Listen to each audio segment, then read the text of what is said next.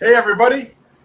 Welcome to the 49ers Throwback Show. This is Jack Hammer of the Santa Rosa Press Democrat.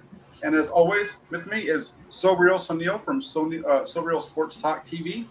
Hope everybody had a great 4th of July. Everybody's out there safe. You have all of your phalanges still after the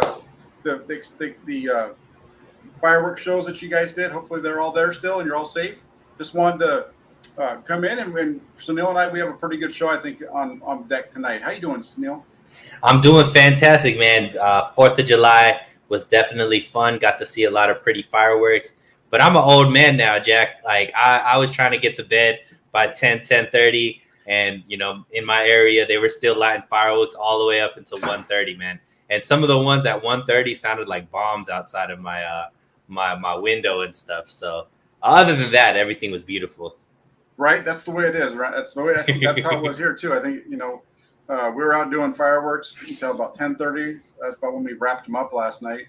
And then, but where we're out in the country, so we can look back into the town and we could see all the people doing their illegal fireworks from out there. It was a great show from out there without all the noise. So, before we get into the show, though, we have a lot of fun stuff we want to talk about. We're going to get into some Jimmy Garoppolo here in a minute, but we are definitely going to be focusing tonight's show on the 1984 Super Bowl 19 champion 49ers. Real quickly, though, before we get started off, we have Raphael 5629ers, who is a member of the Toolbox. He says, "What's up, Jack, Suneil, and everyone? Good to have you in here, Raphael." We also have another Toolbox member, Brian Culp. He says, "Jack is back." That's right. We are back. We are ready to roll tonight. And then we got a fun show coming up on Thursday, too. So stick around. I'll talk a little bit about that as we go on. We have E. Kim in the house. He says, "Hey, Jack and Suneil. Good to have you on board." What's up, E? And then he wants to know real quick, Suneil, he wants to know if you had some good food over the holiday. You were telling me that I've been trimming down, so it doesn't look like I did. But how about you? I've been bulking up, clearly, because of all the food I've been eating. Yeah, no, it was a lot of good food. You can't go into the 4th of July and not have some good food, that's for sure. And look at this. This guy, I was calling this guy. I was calling this guy out. I think or he was on our show or it was on Jesse's show when I did it with him last week. But Amin the Dream, he's back in the house. He says, "Hi, Jack and Suneil. Good to have you on board, Amin." And you missed. I don't know if you saw the show that I have with Jesse and Amin, but we were talking about how much different the game is. And Charles Haley talked about how much different the game was between his days in the '80s till now. And there's a quarterback who plays for I think it's the Buccaneers now, who probably wouldn't have been lasting as long as he did now. So Joe Montana is still better than Tom Brady, just to keep that one out. But yeah, definitely some fun times, and we have Andrew says, "I hope everyone enjoyed the long weekend. Jimmy Garoppolo isn't just a great quarterback; he's also a great American." And that leads us right into our first topic. We want to get into this before we talk about the 84 49ers. Jimmy Garoppolo should be throwing any day now if he hasn't already started throwing, coming off of that shoulder surgery. What do you think that is going to happen with Jimmy Garoppolo? What are the things that you're thinking? Suneil? Yeah, I mean, this is interesting. And before we, talk about where he's going, I think we need to, kind of talk about how we got here, right, Jack? Because I don't think most people at the end of last season really expected us to still be talking about Jimmy Garoppolo on this team this close to training camp, right? And for that reason, I think a lot of the faithful, it's split down the middle. There's guys like Andrew, who I feel like is a big proponent for Jimmy Garoppolo. And I think there's a good case to talk about why, because of clearly all the winning the 49ers have been able to do while he was the starting quarterback. And then there's another group that I tend to fit into where, it's time to just hand the keys over to Trey for better or for worse, because you've already invested so much into him. I personally think he's going to be an upgrade and be able to take this team to the next level, whether it be this year or, in the next few years here. But we are still here. And you're right. He is going to be ready to throw, and he's still on the roster. And I think there's a portion of the faithful that really looks at this as a black eye when it comes to John Lynch and this front office, that they've pretty much misplayed this. Now, you talk about when I look at it, I don't necessarily think that this is the fault, I guess, of the front office. I think this is just a lot of things happen that put us in this situation. And the first thing, and the thing that's like the most clear thing, is I think the 49ers were under the impression that Jimmy Garoppolo was going to just rehab his shoulder, and then Jimmy Garoppolo decided to get the surgery. And I think that put a real big, monkey wrench in the plans of what the 49ers were going to be able to do, because trading an injured quarterback that was rehabbing is a lot different from trying to trade a quarterback that's coming off of surgery, right? So I think that's the main thing clearly that affected it. And I think the second thing, Jack, that a lot of people, I think, don't put into consideration is a lot of quarterbacks became available that nobody really thought was available at the beginning of the offseason. Nobody thought that Russell Wilson was going to be available for a trade. So that took Denver off of the market, right? Nobody thought that Matt Ryan was going to be up for a trade. That took the Colts out of the market, right? So, when you're talking about MVP caliber quarterbacks that have won MVPs in the past, these are the type of quarterbacks that are going around. So if you could get those type of quarterbacks versus a quarterback that's coming off of surgery like Jimmy Garoppolo, you're clearly going to go with the healthier version, especially when you look at, the contract that you're going to have to accept with Jimmy Garoppolo. So I think it's important to discuss all of the reasons why we're still here. I don't know if you agree with me, if you think that this was just misplayed by the 49ers, or was it just a matter of circumstance based off of what I just, mentioned?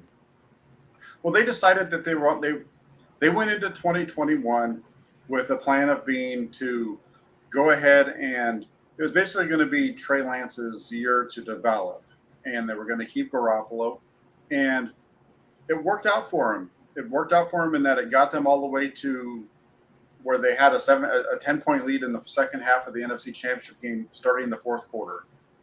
So in that sense, it worked out. It also worked out in that Trey Lance developed, and I think sitting on the bench helped out Trey Lance, and I think in a way it helped the 49ers out as well, because instead of him taking his lumps on Sunday, where what it could have been a struggles, he was able to do that in practice to an extent. Of course, you grow more in the games, and that's going to happen a little bit. But I think when you watch Trey Lance, from day one of training camp through week 17, which was the last time we got to see him, you saw a quarterback that improved, at least to my eyes. And in Trey Lance's own words, he was kind of swimming in things last year. His head was full of, trying to just absorb everything, because it was everything was new to him. And so would he have been able to play last year and succeeded? He might have, but I think for the 49ers, the way that they went about their business worked out to the best for the team and for Trey Lance, and I think it's going to pay dividends going forward. The only thing that really kind of hurts here is if you were going to blame him for anything, it would be Jimmy Garoppolo's injury in the playoffs. I think, at least to me, it made it really hard. I was fine with arguing that Garoppolo should be playing this season. After what I saw week 17 with the injury that he already had to his thumb, I would have been fine. I wouldn't have argued against them playing Trey Lance moving forward, even if they lost in a playoff game before the NFC Championship game. I don't think I would have ripped him as much at that point, because he had showed in week 17 that he was ready to go, at least in the second half of that game. And the injury that he sustained to his shoulder was a direct result of them playing him with that thumb injury, because instead of putting his hand down to brace himself, he just landed and took it all in his shoulder, and that's what injured it. So in a way, they can get blamed for that, but that's still a tough call on the 49ers side. And then as far as all the guys, the movements and stuff, as you said with the quarterbacks, the Russell Wilson one, I think you could have foreshadowed that happening, that he was going to move somewhere. The Matt Ryan one, not so much, but none of that mattered, because Garoppolo was injured, and you're not going to trade for an injured quarterback. And I think, so from that standpoint, it was a tough deal. And I think the 49ers kind of played themselves a little bit after week 17 in the playoffs, but other than that, I think they handled it fine. And I think it's going to play dividends for them here in 2022 and beyond with what Trey Lance can do. Yeah, and I agree with you. I think it was the right move to hold on to him, even though at the beginning of the season, I was a big proponent that you should have gotten rid of Jimmy then. I was wrong. I think it did work out really well as far as not only how far they went with Jimmy there, also the development of Trey, giving him a year, not putting that pressure on him. And everything, if Jimmy didn't get injured, it would have worked out even better, because I think that season Jimmy elevated his trade value as well, because he took the 49ers again to an NFC championship game. So I think if you look at a quarterback, just resume wise, that in the last 3 years has been to 2 NFC championship games and 1 Super Bowl appearance, that's going to be a commodity on the trade market. Unfortunately, he decided to do the surgery. And I push back a little bit in saying that, the Russell and Matt Ryan being traded doesn't affect. I think it affects because it took away desperation from teams that would have maybe made a desperation move or taken a little more risk on a guy like Jimmy, because they really had no other option, right? More quarterbacks available takes away desperation from these teams that may have traded even if, Jimmy wasn't all the way healthy. But that leads to your question, what do I think is going to happen now? Well, the 49ers are getting bailed out a little bit because Deshaun Watson's situation is there. I think that, Coach Rule over there with Carolina is in a difficult situation for him with, he's, I think, third year, 4th year into that contract, hasn't really seen dividends. And I don't know if he's happy with going into the year with Sam Darnold as quarterback. So there still are a few teams that potentially are in need of a starting quarterback that have been linked to being interested in Jimmy Garoppolo. So that bodes well, at least for there maybe being a market for a trade. But I think the thing that holds Jimmy getting traded is just the contract, right? At this point, both of those teams, I don't know. Carolina, I think could absorb it, but I don't know if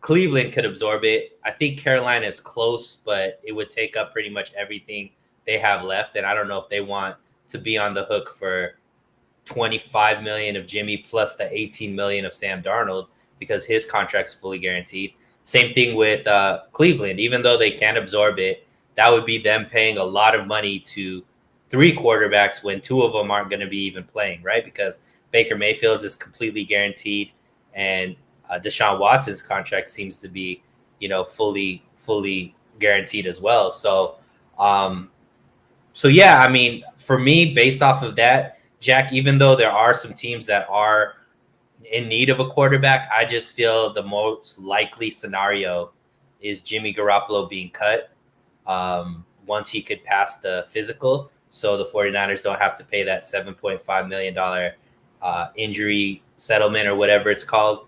And the team could save that $25 million, roll it into next season to sign what is going to be a lot of free agents that are, leaving on this team, or at least available specifically on this roster. So that's what I see ending up happening. Yeah, I think that I've said it all along. I think he's going to get traded. I think he's going to get moved. I think he's going to end up in Carolina. I think that Carolina can't absorb his full contract right now. I believe. I think they have a pretty good amount of cap space, but they don't have enough to absorb all of it. I do believe that Garoppolo is going to redo his deal. There was a report that came out about a month ago, maybe a month and a half ago, that Jimmy Garoppolo and his group would be willing to redo his deal for a trade partner. I don't think that just came out of nowhere. I think that's because that's something that's going to have to happen. And Carolina just makes the most sense from the standpoint of they don't have a quarterback on the roster right now that can do any of the stuff, that can win games for them. At least I don't think they do. Matt Rule needs to win games, and Garoppolo should be able to help them do that more than Sam Darnold or Matt Corral. In Cleveland, they have a few more pieces. I don't think that Baker Mayfield's going to be back there either, but I think that they would probably try to get by with Jacoby Brissett since they paid him the money. I think that's the direction that they're going to go if they have the suspension to Deshaun Watson out there. So I think Garoppolo is going to be a Carolina Panther. I put that out on the Press Democrat earlier today when I did my 53-man roster for the quarterbacks. So That's what I think. It's been kind of just staring at their all off season long, really kind of since the beginning, but even more so after the injury kind of took place and people are wondering. I think part of why people are kind of maybe backing away from a little bit now is because they think that because Garoppolo's missed the entire offseason program. Uh, but my comeback to that is Garoppolo was traded on October 30th. 5 weeks later, he started for the 49ers, won all 5 starts. And I understand that the opponents in those games are playing quarterbacks who were not very good. That was part of their benefit there. But he also beat 2 playoff teams at Levi Stadium on the way to it. I don't consider the Rams, the team that he beat, a playoff team. Because if you remember that Rams playoff team that they played the last week of the season, even though they're a playoff team, they're playing against their backups because they were holding everybody out because they had to play in the wild card game. So, I just he's as long as if you get a trade for him in the next 2 to 3 weeks, that's even more time for him to get ready, learn a playbook than he got when he came to San Francisco. And everybody says how difficult Kyle Shanahan's playbook is to learn. Well, he was able to win plenty of games with it in 5 weeks. So we'll see. But Jack, here's my only thing about that. Why, if Carolina is wanting to trade for Jimmy, why have they waited this long? They want to see him be able to throw the ball. They want to make sure that he can throw. If he's not going to be able to throw, there's really nobody else that's on the market that could give him that. And they're not going to. I don't think they're going to have to trade what was Matt Ryan, a third? Matt Ryan was a third, yeah. Yeah, and I don't think they're going to be giving that big of a pick to the 49ers, or it could be something that's going to be moving forward in the future. Yeah, see, I just think that if Carolina is so gung-ho, or even Cleveland for that matter, is so gung-ho on wanting to make a trade, I mean, I would just do it now. Like, I would want to do it before or as soon as possible to get him into our organization, to get him to wherever you need to be, get him acclimated with the culture, get him rehabbing under our doctors, all that kind of stuff, to make sure everything is there if I'm going to make a trade for him, right? There's no real need to wait because, just like you said, there's no market for him. So why wait until maybe once he starts throwing, there might be a market for him at that point. So maybe now all of a sudden Cleveland is involved, or a team like Pittsburgh, or a team that sees what they have on the roster and is like, maybe we could use a guy like Jimmy, right? I don't think anybody's thinking that it's going to be more than a 4th or a 5th to get him. So if you see Jimmy throwing now, I think there'd be more teams willing to maybe give up a 5th if they see what they have on their team, saying, maybe we can't win with this, or if an injury happens or whatever the case may be. To me, I just think that contract is what's scaring people away. And I think they're just waiting to understand that the likelihood of the 49ers going into week 1 with both Jimmy and Trey on the roster is very unlikely, just because, it would be a real tough working situation to have Jimmy back here during training camp after all the offseason talk from the coaches and the front office has been, we've been looking to trade Jimmy. So I think teams are just waiting to cut him. And I think there'll be 2 or 3 teams that are, vying for his employment. And I think that's what they're waiting for. Get him on their budget versus, having to pay $25 million for him and give up an asset. Yeah, I just disagree with it. I just think that they're waiting to see him throw. We'll see how it works out. I think you're not going to give up something for a guy that might not be able to throw the football. So they want to see the guy be able to throw. Once he can throw, you go. The way that this thing's fallen at this point, there's only a couple of spots. It's only 3 teams that are looking for quarterbacks, realistically, right? It's Seattle. You're not going to trade with. That's highly unlikely, I should say. And Carolina and maybe Cleveland. Cleveland may become a player in this, depending on what happens with Deshaun Watson. If Deshaun Watson only gets there's been all kinds of different rumors that have been out there. If it's for the full season, then I think they make a trade. If it's for anything less than that, then there's no trade at all. Wouldn't even be a player. If it's like a 6 or 8 week trade or a suspension, I think they just stick with what they have and roll with it. But I think Carolina is the player here. We'll see. We'll find out, right? We're going to find out in the next 6 weeks, I think, which one of us is right and which one's wrong. Do you feel like Jimmy Garoppolo is going to be throwing for the 49ers during training camp? No. So you think this happens before July 26th? Yeah, or 27th. I think 27th will probably be the first day of practice, 27th or 28th. Yeah. Okay. So by the end of this month, Jimmy Garoppolo will either be cut or traded.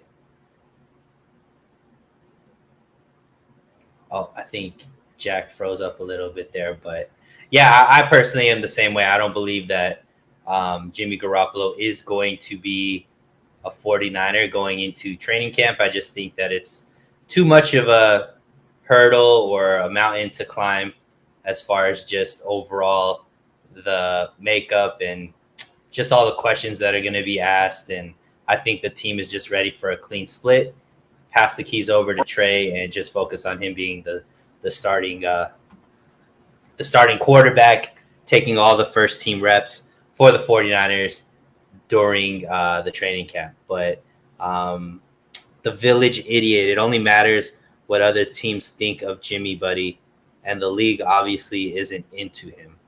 Yeah, and obviously now, but I don't think this is a true reflection upon I'm going off of the village idiots comment, Jack, by the way. I don't know if I don't think it's fair to say that what's happening in the market right now for Jimmy is a fair assessment of what the league thinks about Jimmy. I think this is what the league thinks about Jimmy off of shoulder surgery. I do think that if Jimmy didn't have shoulder surgery, and Jack, you can, let me know if you agree. I think that if Jimmy didn't have shoulder surgery and was healthy going into this offseason, I think he would already be on a team traded, and the 49ers would have gotten probably a third or maybe even higher for him, multiple picks, with what Jimmy had done in the past 3 years and just his ability to lead a team and win with the team. I think there would be teams out there that would have offered him a third, maybe even a conditional pick that could have turned into something more based off of some playing requirements. Yeah, I think he would have been traded if he hadn't. I don't know what they would have gotten for him, but I think by now, if he hadn't suffered the shoulder injury and had to get surgery and all those things that took place at the end of the season, I do think that he would have been traded for, and a team would have given up some draft capital or what have you to pick him up. So definitely think the shoulder surgery impacted that. So when you say that the league isn't into him, I don't think it's that the league isn't into him. I think that the league isn't into injured quarterbacks. That's really the way that I feel. Yeah. So yeah, I mean, I think that kind of puts that to bed.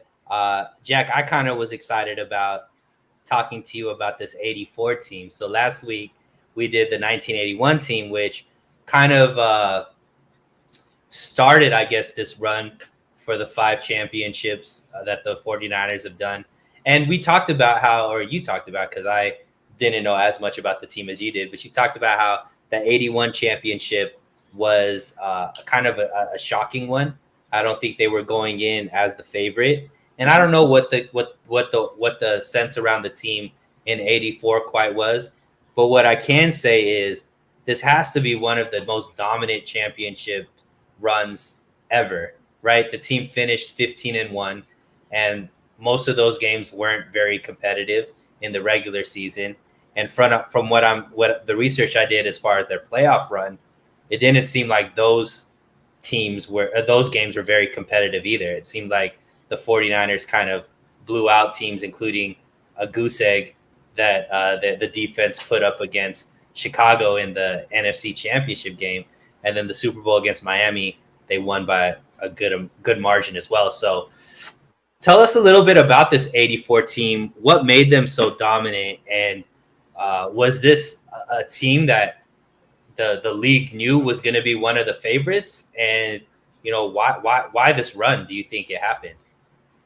Well, the 84 team was one that in 84, I think the 49ers are kind of, the league was aware of them, right? They had won the Super Bowl in 81. 82 was a down year. But 83, they bounced back, and they went to the NFC Championship game. And that NFC Championship game loss in 1983 really is what set the stage for the 84 season. They went into Washington at the end of the 83 season for the NFC Championship game. fell behind 21-0 to Washington, came back, tied it up, and then they had a couple of defensive penalties on the defense late in that game that led to a field goal by Mark Mosley at the end, which gave the Washington the win and the trip to the Super Bowl to take on the Raiders. And that defeat and the way that it happened really served as the catalyst for the 49ers to want to go out and kick the shit out of everybody, excuse my language, the next year, because they were frustrated with the way that game ended. And it was just like, we're going to go out and we're going to show everybody how dominant we can be.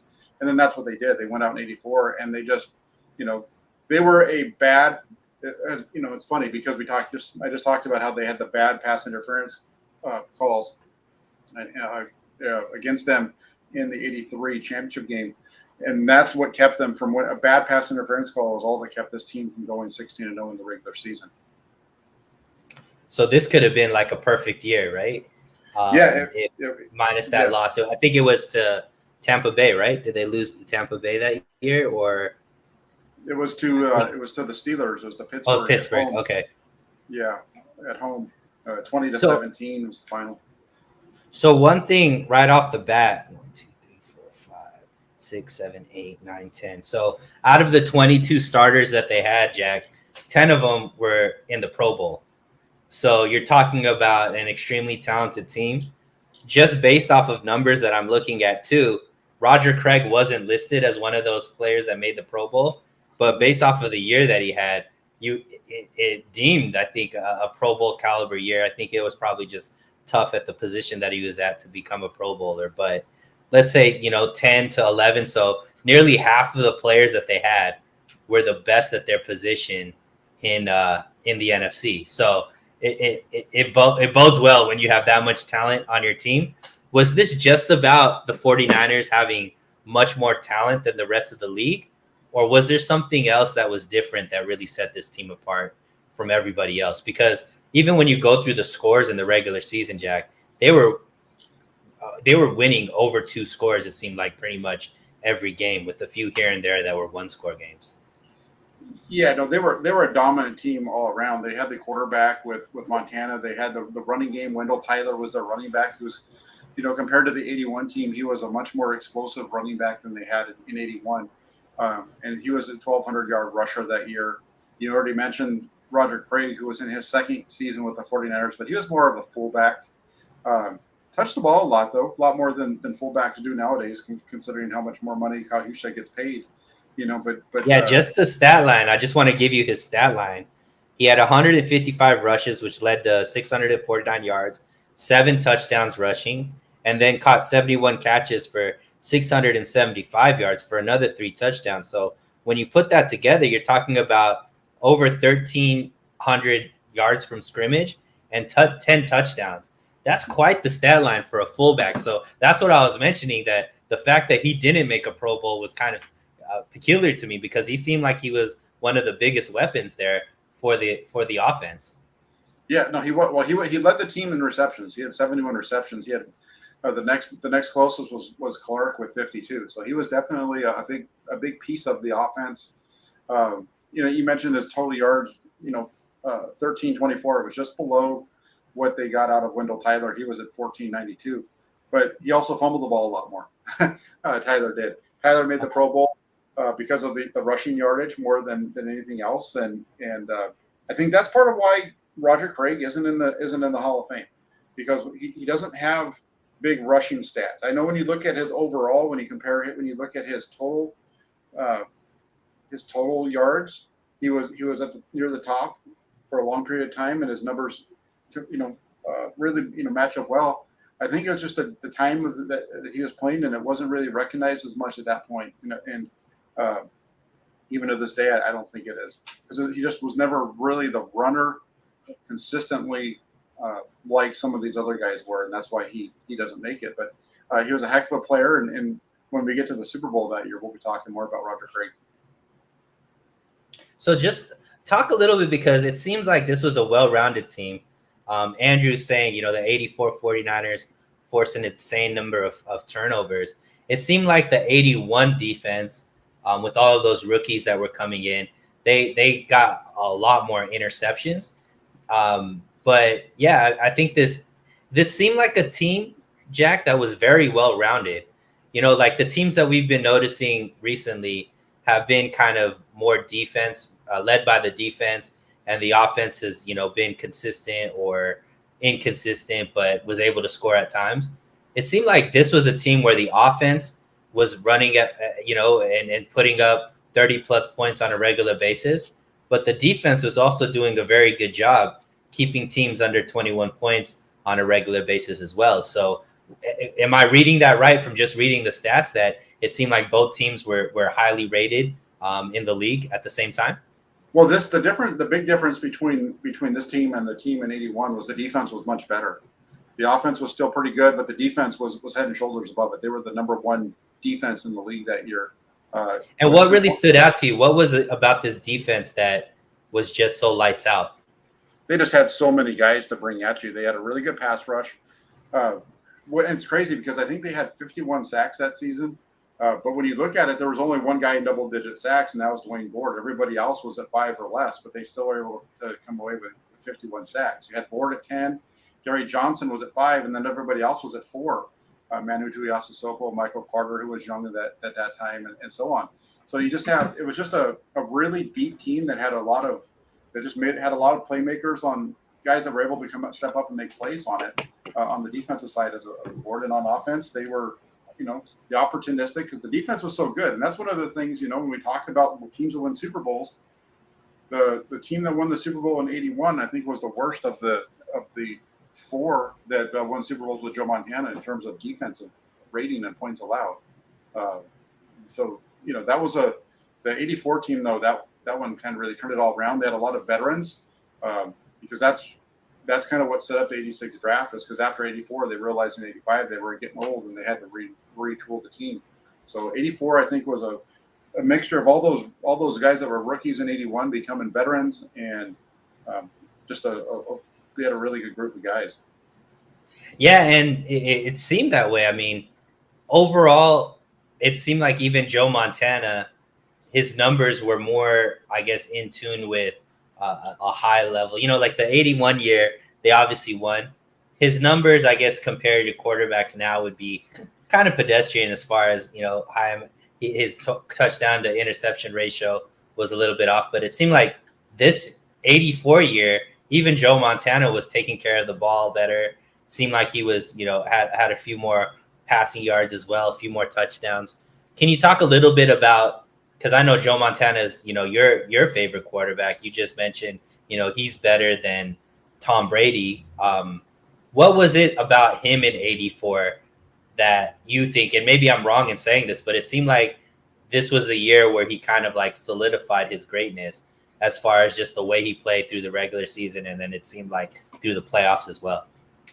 Yeah, this was a Montana who had been through it a little bit more, right? So he had a little more seasoning under his belt. And, when you compare the season in 84 to like 81, you look at his postseason numbers, and he had a lot more turnovers in that postseason. And, in the postseason 81, he had a number of turnovers. The NFC Championship game, as we talked about, he had 3, right? 3 in just that one game alone. And he had five total. He had 3 against the Giants and 2 against the Bears. But that team was just the 84 team was just so much more dominant in terms of what they were able to do on defense, and they were able to hold opponents down to only 10-0 in terms of those first 2 rounds of the playoffs.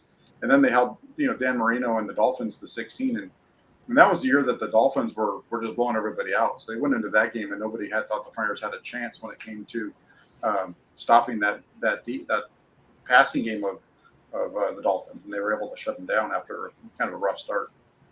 And you mentioned, it was kind of interesting, you mentioned, the 50 plus sacks that the 49ers had this year, but only really having one guy that kind of stood out from the pack with double digit sacks.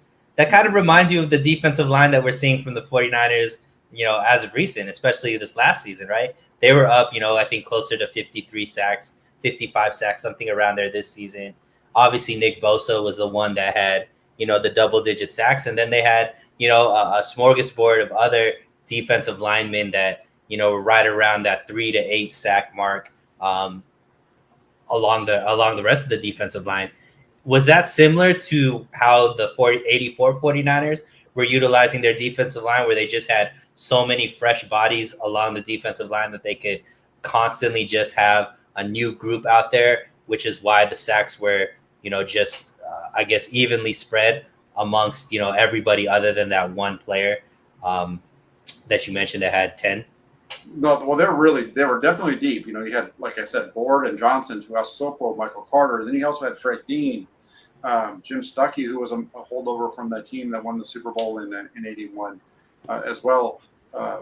Lawrence Pillars. It was a really deep group. And then even you go into the linebackers, and there was a number of linebacker sacks as well. So, Michael Carter was a young guy at that point, and between him and Tuiasosopo, you had just two big guys in the middle who you couldn't move, and which made it hard to run the ball, but they were also able to get some pressure in the passing game. And it was just a really tough defense for quarterbacks to be able to sit in there and make the throws, because they were just getting so much pressure because the Flyers had just sit. This was kind of the prototypical Bill Walsh and Eddie DeBartolo team, where it was just really deep. They just had so many good players that they were able to just keep rolling them out there and make plays. And I think that's one thing, Jack, that I noticed people that were around, or at least very aware of what was going on in this regime of the 49ers in the 80s. That's one of the things that they really like about what's going on with the regime now with Kyle Shanahan and John Lynch, because they're going after that same blueprint of focusing more on depth instead of just top-end talent. Like, even though the 49ers do have a lot of top-end talent, they have a lot of that same depth that it seems like these the teams in the 80s seem to really excel because of as well. Would that be a true statement? Say it one more time. So it seems like a lot of the people that were around and very, I guess, aware of what was causing these 81, 84, these teams to really have a lot of success are seeing that same type of blueprint in what Shanahan and Lynch are doing now, with focusing on bringing in a lot of depth at these key positions.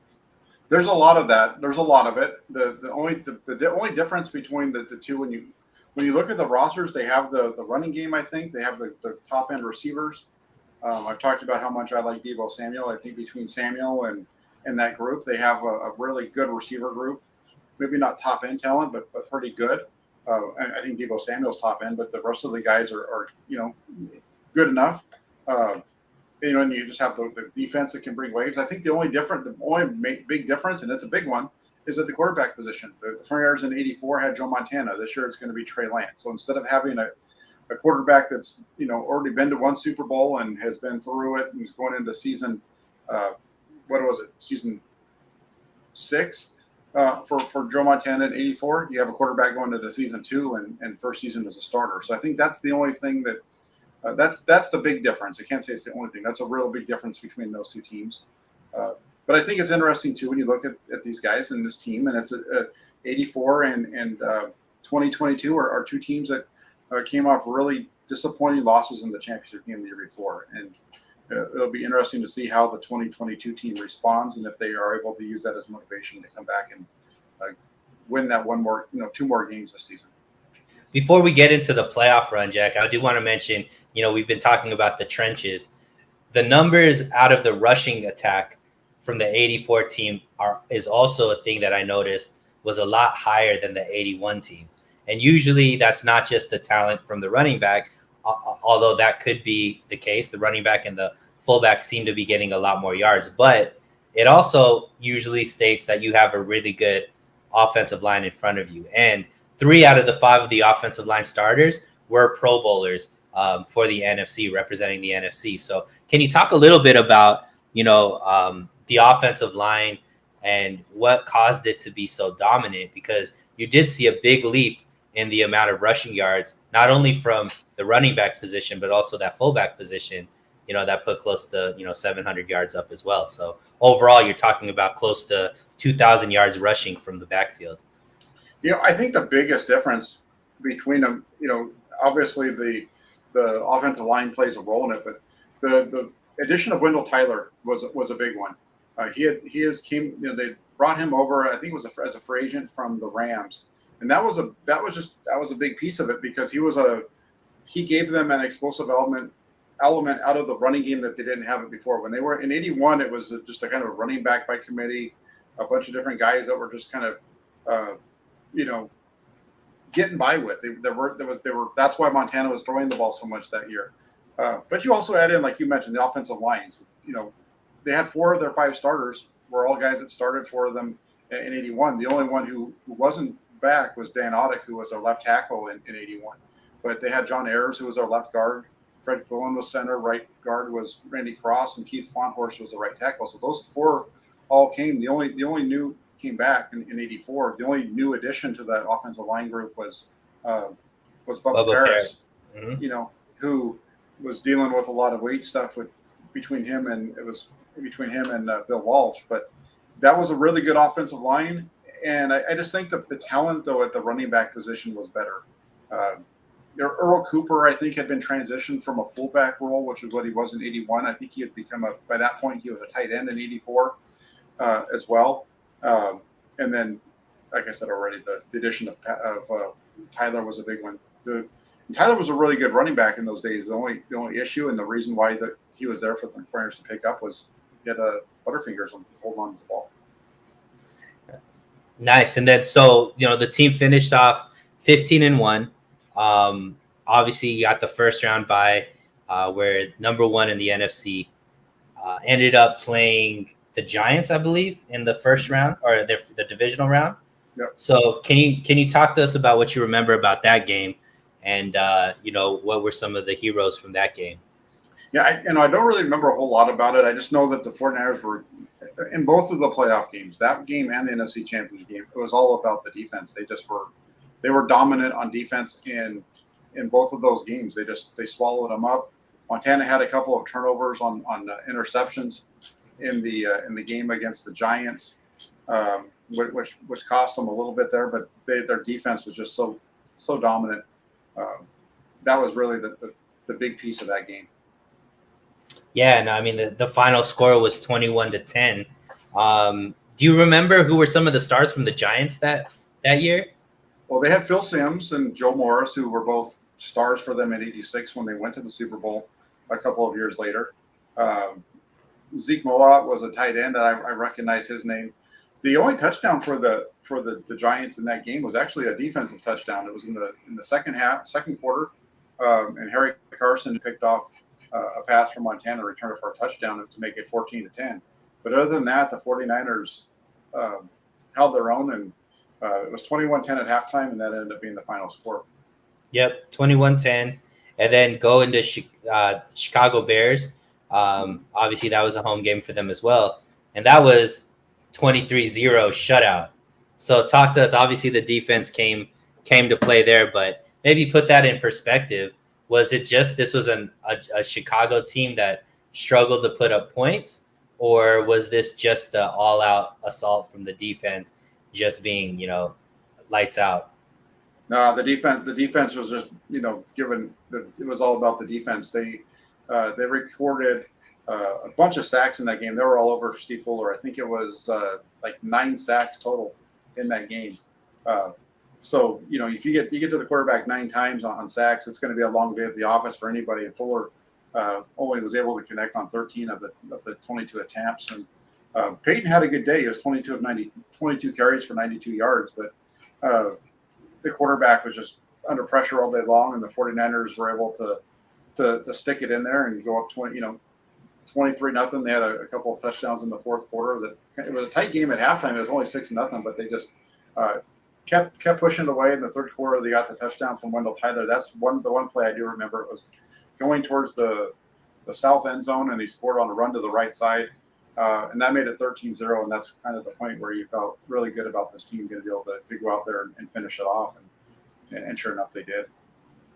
Yeah, I mean, it's kind of embarrassing if you're in the NFC Championship game and your team can't even score a point, right? That's pretty embarrassing. I'm sure there was a lot of people around there that were saying, Chicago probably shouldn't have been there, right? Because especially since you were talking about that going into the Super Bowl, which was against Miami and that Dan Marino high-powered offense, you were saying that there wasn't too many people giving 49ers a chance, even though the defense just did what they did to the Giants in Chicago on their way to the Super Bowl.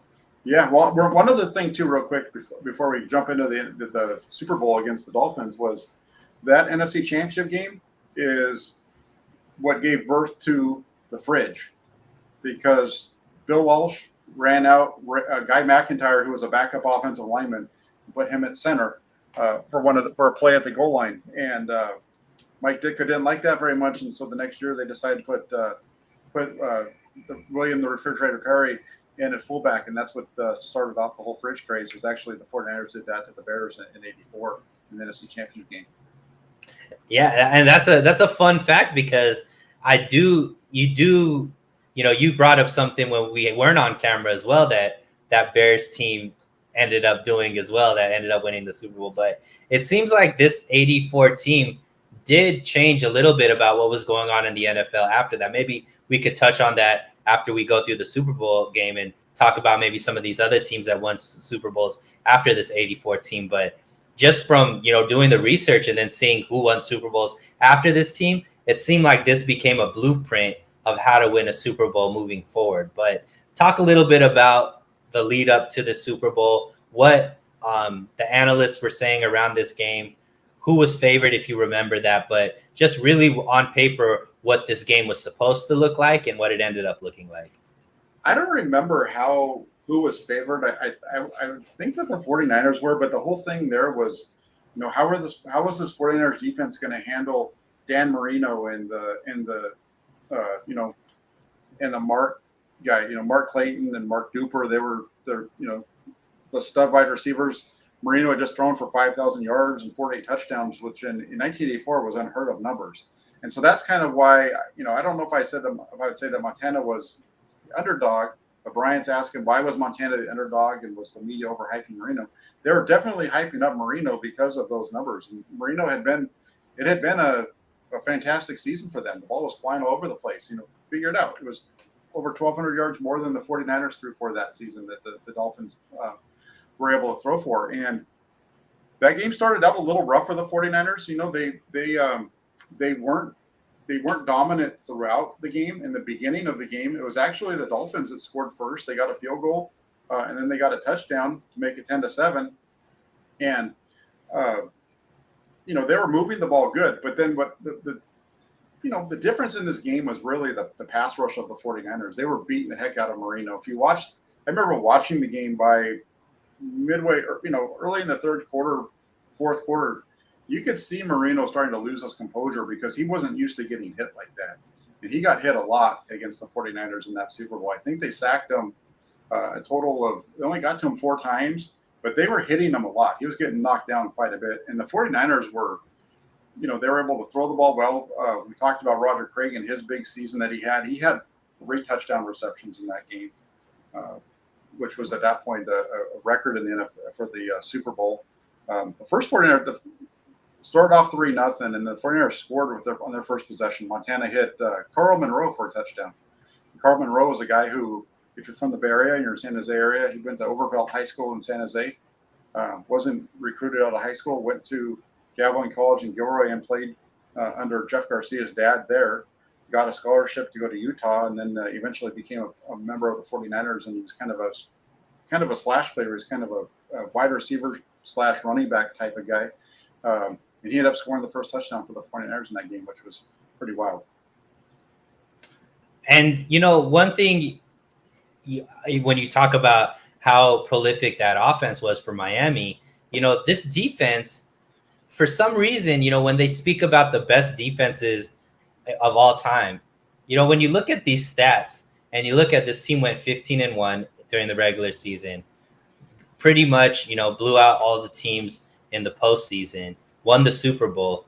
They don't seem to be mentioned as one of the greatest defenses of all time. Why do you think, in folklore, this '84 defense for the 49ers doesn't get brought up with, some of the defenses like, the Pittsburgh Steelers and the Steel Curtain back then, and then, the Bears, I think it was with the '85 Bears or the '86 Bears defense as well. Like, Why do you think this defense doesn't get as much respect as some of these other defenses from, right around this era as well?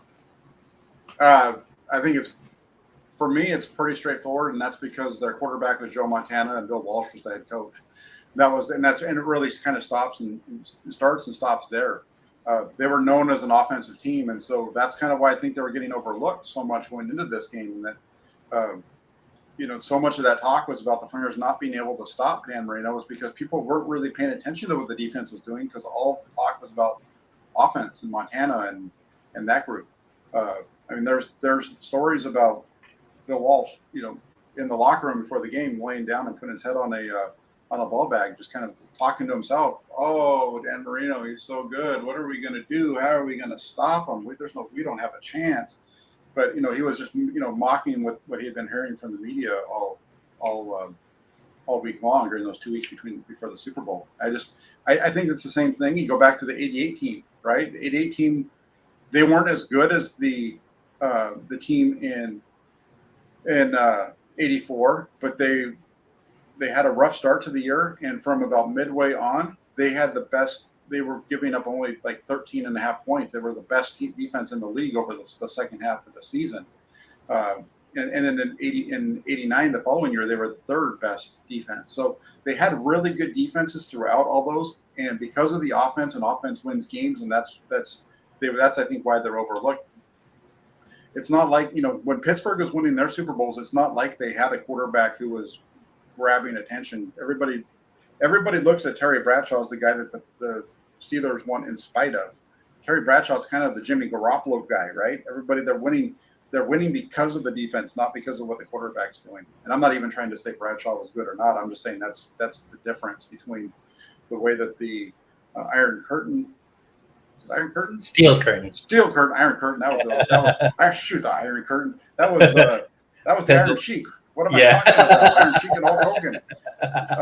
No, but different sport, but still aggressive. The Steel Curtain and the 49ers, just because it was because of the offense and the way that the game was looked at that night.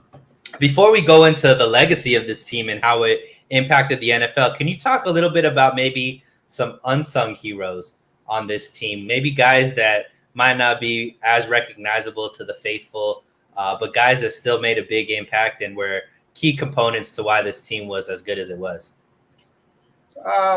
There was, let's see. Well, Roger Craig was new at that time, so he was kind of, what his numbers. He was only in his second year, and what he was able to put up.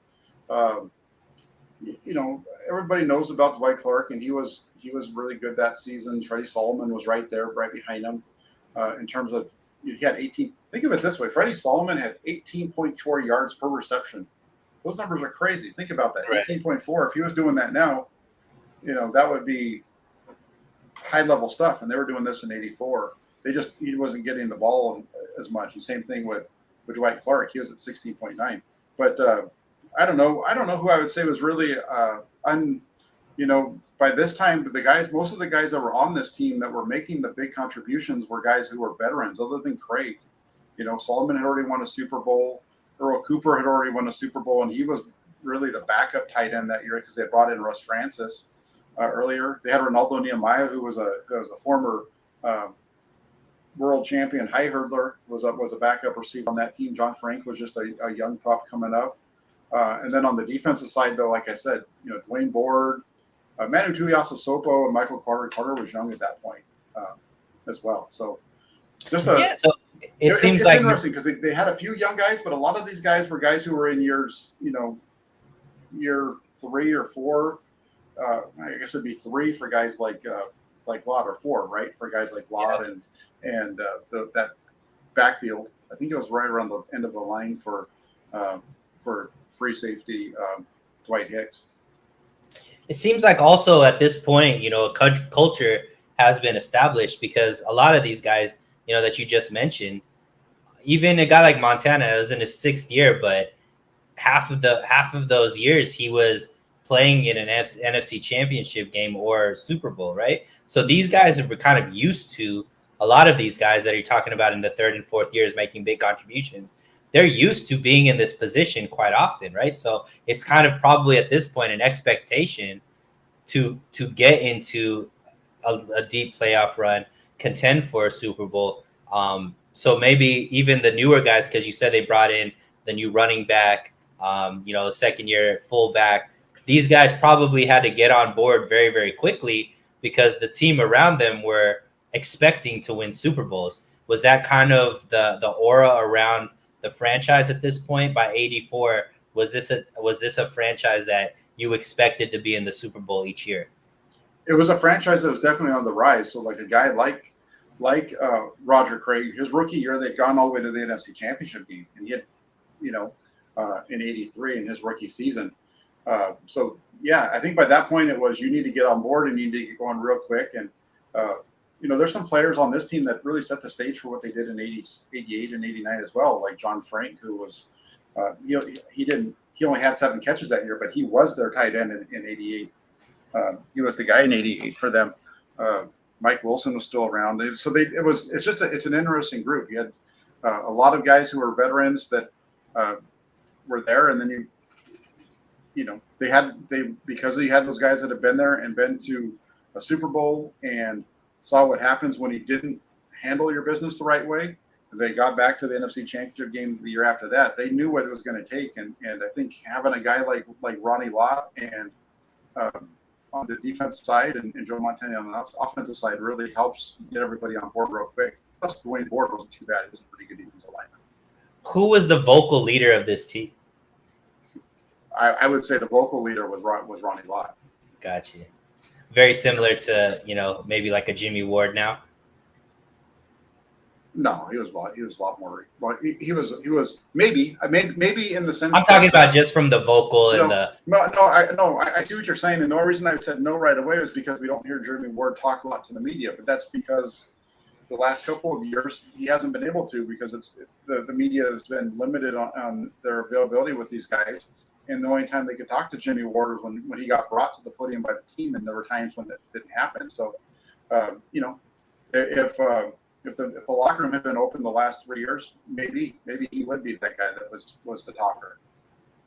And can you talk a little bit about the impact? Because you would imagine usually, the NFL is a copycat league, right? So when you see a team go 15-1, dominate the way this 49ers team did, all the way to winning a Super Bowl, what kind of ripples did that make for the rest of the league as far as team building and what they focused on? I mean, you mentioned the Bears immediately, changed up who they used at fullback based off of a throwaway play that the 49ers did against them in the NFC Championship game. But how did this '84 San Francisco 49er team change maybe how the NFL was move forward after this? Were at this point were people kind of trying to emulate what Bill Walsh was able to do with this offense and what the defense was able to do as well, or was that still not something that the league was picking up on?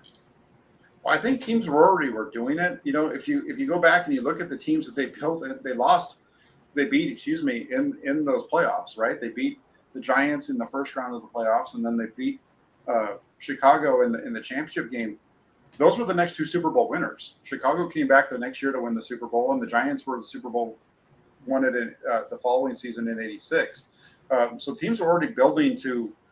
I think the '81 team with the 49ers kind of started that. You had just really hard-nosed defenses at that time. You had the Bears they came back the following season when were even better than that 49ers team was in '84, and the Giants were very much the same way with their defense in '86. Between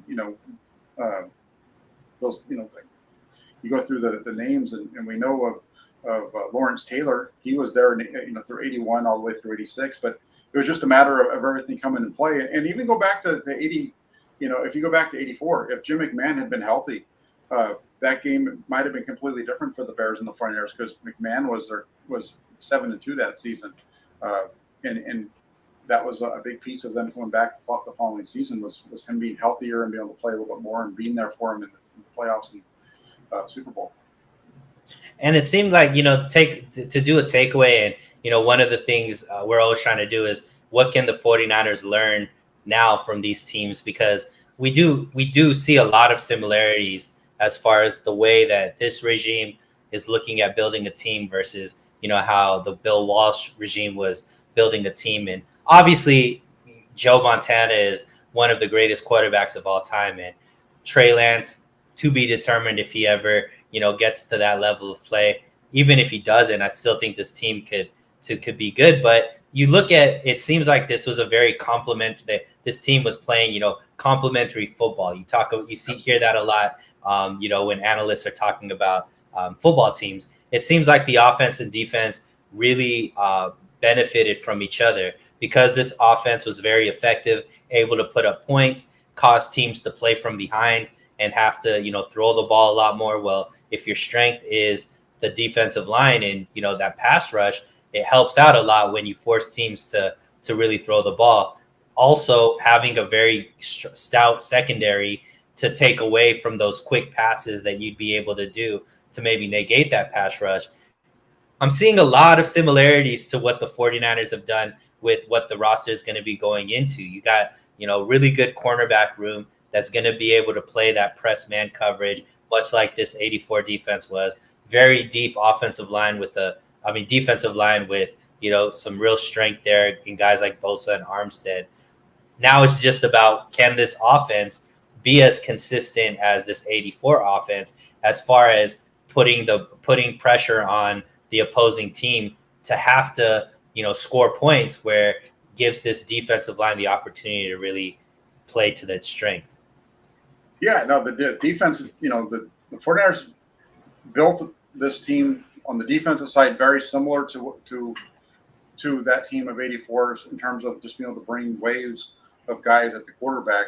The difference is I don't know if the 49ers secondary is quite as good as that team was in 84, with Ronnie Lott was he's a Hall of Fame player. I don't think the 49ers have anybody in their secondary that's going to reach the Hall of Fame. So I think there's a lot of similarities between these two teams in the way that they've been put together. I think, we've talked about, if you go back and you look at the teams over the first 5 years of these regimes, very similar in their results and in the, other than the Super Bowl win. And this is kind of the year that's going to, I think, in a lot of ways, define what happens for Kyle Shanahan. Are they going to be able to take the next step and become a dominant team for the next few years, like the 49ers were back in the 80s? We're going to find that out this year. I love it. What other takeaways from this team, or any fun facts that we may have missed? Well, as far as fun facts, one of the fun facts is everybody thinks of the 85 season for the Bears, right? Remember the Bears? The shuffle. The 49ers went 15-1. The Bears came back the next season and went 15-1. They were all over, like, replicating what the 49ers had done the year before, all the way down to the Super Bowl shuffle. Because if you remember, with the Bears and their Super Bowl shuffle, everybody remembers that one, but they don't really remember the fact that it wasn't the Bears who came up with their own singing group first. It was actually the 84 49ers that came up with it first. I don't know if there's a lot of young guys in the audience, yourself included, who don't remember the 49ers having their fight song, "We're the 49ers," right? And it went something like this: Niners, 49ers, 49ers, 49ers, 49ers, we're the 49ers. We will rock you till we win the fight. Hey, we're the 49ers. We're dynamite. We're dynamite. We don't take no stuff. Everybody knows we're too tough. And we ain't gonna stop till we get enough. Running all 6 ways to Sunday. Everybody knows we're too tough. Throwing down all the way. Better watch your behind if it's in our way. Because we're the 49ers. Anyway, you get it. That was epic. That set the stage for the Super Bowl shuffle. Come on, everything the Bears did the following season was mimic that 84 49ers team. And to a certain extent, the Giants, but not quite as much, because at least the Giants came up with their own thing with the dumping the Gatorade on the head coach. At least that was original. Was there a video that we could search on YouTube of this 49er fight song? And I think there was. some video of it. If you go, but I don't know. I tried looking it up on Twitter, and the only thing I could find was like a revamped one. But if you go, at least there's an album cover and everything, and I used part of the album cover for the picture for our show tonight. But it's hard to find the original. You get the music is the original, but as far as the video that accompanied it, it's not like the Bears with their Super Bowl shuffle. I love it. Definitely something to look out for, and hopefully this 2022-2023 49er team can put together its own music video if they could win a Super Bowl this year with Trey Lance at the helm. So that was great, Jack. I'm glad I got to be a part of what just happened in YouTube history right now. YouTube 49er content creator history just had a moment, and all of you guys that were watching should feel blessed that happened, because you don't get to be part of moments like that quite often, Jack. I appreciate you doing that with me on air with you. That was the original song, though, Calvin. If you go back, that was the original song. That was the 49. Well, it's not their fight song. They had another fight song, but that's the song that the 49ers came up with between that kind of broke after they beat the Bears. But yeah, we're the 49ers. That was it right there. I love it, man. I love it. So just bring it on. If you guys want to try to match me, that's fine. You can try. I don't know though, because my singing is pretty top notch. There was some dance moves there too, Jack. I don't want people to miss that there was some dance moves there. You were going a little left to right. There was a little bit of that's a real, and that really is, period specific, because I think in '84 that is about kind of how they were moving back then. So there was a lot of this kind of stuff going on, right? There was a lot of like Linda Ronstadt and Huey Lewis and the News were kind of coming along, but I think they were a little bit they were coming up at that point. And what's funny, Jack, is this. I really enjoy that we're able to do this, because it forces me to go back and really read up on 49er history for some reason. And I don't know if there's other guys in my age group and maybe even younger. I thought that Jerry Rice was a part of every single 49er Super Bowl. And, we've gone through 2 Super Bowl teams, and Jerry Rice isn't even on the roster yet. So I don't think they won another Super Bowl without Jerry Rice. But it's really interesting to see that this team was very dominant and still very successful. And we still haven't gotten to one of the greatest players in 49er history, right? Probably another, probably the greatest wide receiver of all time, right? This was just Joe Montana without even having a talent like Jerry Rice to throw to quite yet. So it is very amazing to learn how good Bill Walsh was and how good this ownership team was and how well they were building these teams, even without, there's still some big names to come that aren't even on the roster quite yet, right?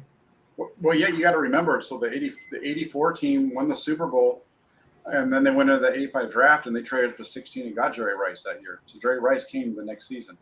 Mm-hmm. And I mean, there's some other big names that we're going to be mentioning when we go over these other Super Bowl teams that aren't even on the roster yet. So their ability to win and then revamp themselves, I think, is a key attribute that I think goes maybe a little bit underrepresented by how good this organization was at the time.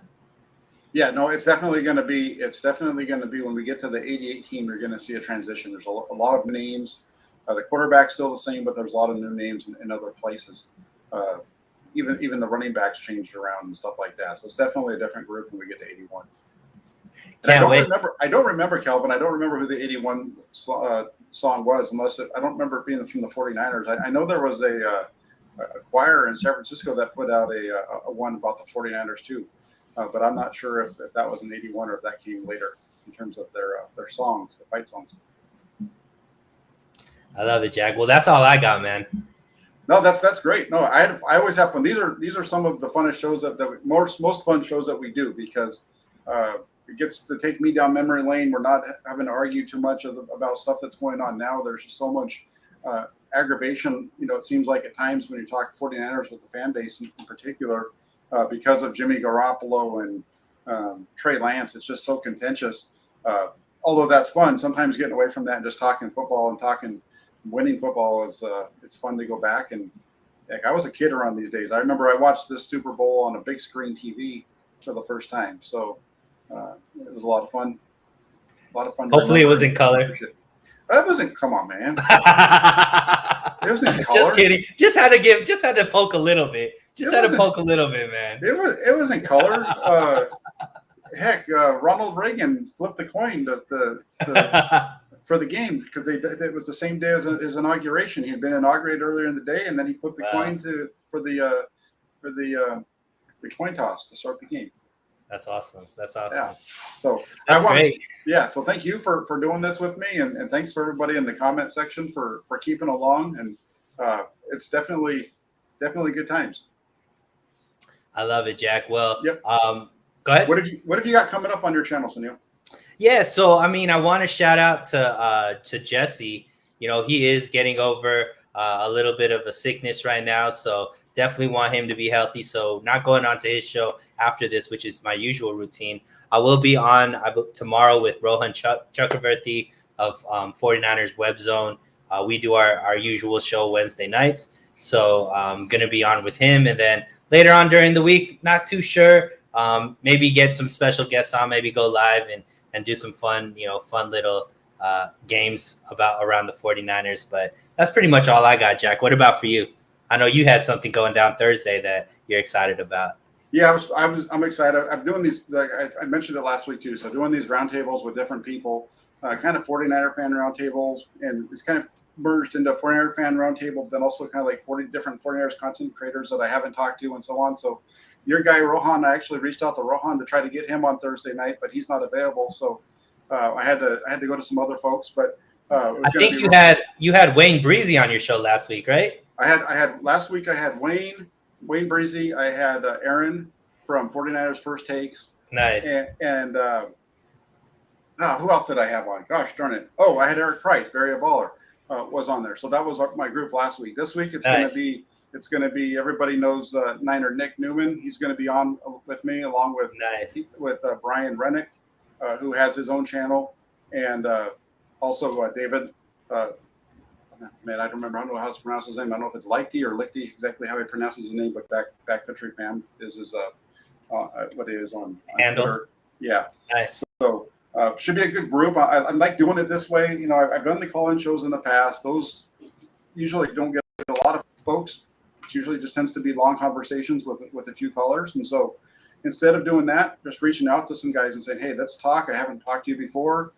Let's get you in here and talk 49ers football and just get new voices on the channel. That's a lot of fun. So that's what we're going to be doing. Or at least that's what I'm doing on Thursday because Jesse had already told me he was going to be out for Thursday. So it should be fun. It should be a fun show. And I just ask everybody to come and check it out. And if you can, before you leave here, hit that like button, hit the subscribe button if you're checking this out for the first time and you haven't already done that. I do have to yell at 49ers Throwback. Thank you very much for cutting up the show and the video in particular, the singing in particular, and already putting that out on Twitter. I appreciate that. Oh, it's already out? That's fantastic. I really appreciate that. No, but again, if you guys could do me a big favor, hit that like button and subscribe. And if you have other 49er fans that you know of that maybe don't know about the show, if you could let them know so that we can kind of continue to grow this channel and help out. I'm really looking forward to what's to come. Once training camp starts at the end of the month. So just appreciate everybody who supports the show and everything. I love it. I can't believe Fernando did that. Great job, Fernando. He's a 49ers Throwback. He's somebody who really supports the 49er content creation community. He chops up a lot of our videos, puts it out on his channel. So if you guys haven't subscribed to him and you want just the cliff notes of what's going on in the content creation world, Fernando is a guy who's doing a great job watching through all of these videos, chopping up the parts that he likes the most and putting it out in his YouTube. So definitely go follow him. You'll be able to see not only, the guys that you probably are aware of, but I'm sure he'll put you onto some guys that you may not have heard of. So definitely go give him a follow on Twitter as well. Really great follow. Yeah, no, there's some really good ones out there. And that's why I'm trying to reach out to everybody that I'm aware of and so on and so forth. So again, appreciate everybody for doing this. Appreciate you, Suneil, for jumping on with me as always on Tuesday nights. And we're almost there, guys. 3 weeks away from players reporting, and we're going to be talking about real practices here soon. So have a great rest of your Tuesday night, and we'll talk to you guys down the road. Get back here Thursday night for that show too. Take care, everybody.